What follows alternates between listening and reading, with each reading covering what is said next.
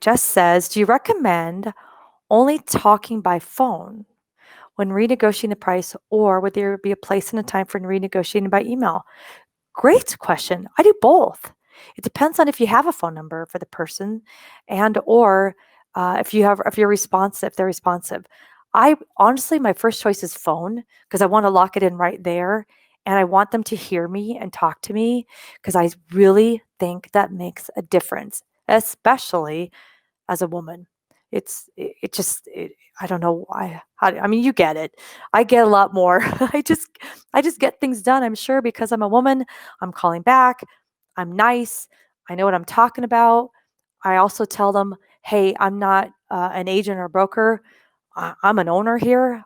You and I can make a decision right now, and they love that. So all those things, you get them out in the phone call, and it's like, let's make a deal.